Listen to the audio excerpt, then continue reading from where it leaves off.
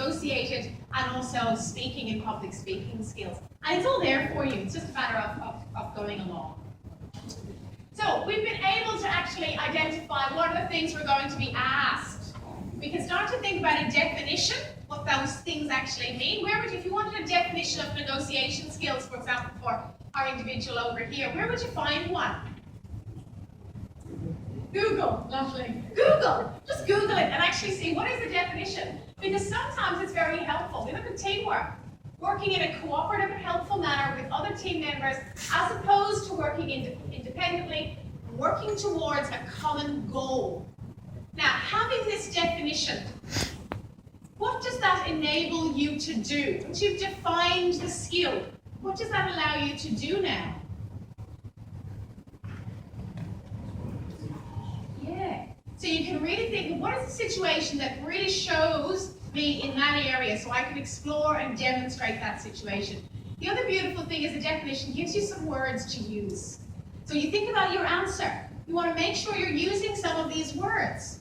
You want to make sure that you talk about common goal and achievement, cooperation, and being helpful. And these are some lovely little, almost like a skeleton for your answer, so that the listener hears the fact that you've done these particular things as they would expect you to do in a teamwork environment. So you're using the specific vocabulary that they would expect you to sort of see. Then we can start to work out a question. Now, we've already talked about the fact that our questions are going to be in the what tense? Past tense, absolutely.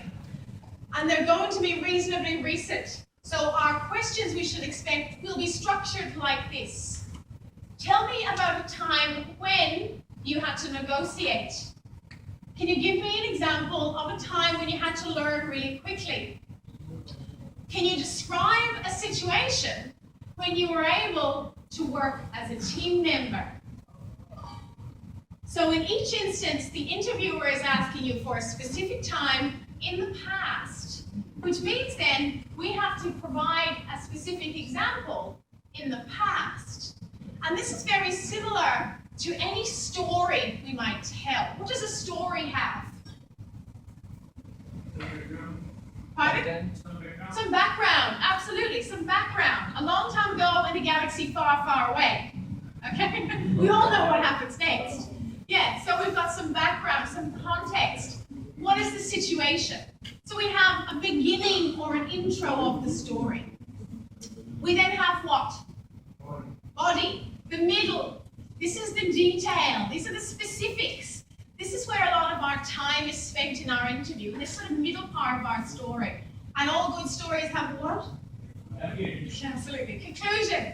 And an ending, and maybe even a reflection on that conclusion. What would I do differently? What did I learn? What are some of the skills that I've picked up here that I could use in your workplace? So you can see this sort of pattern emerging.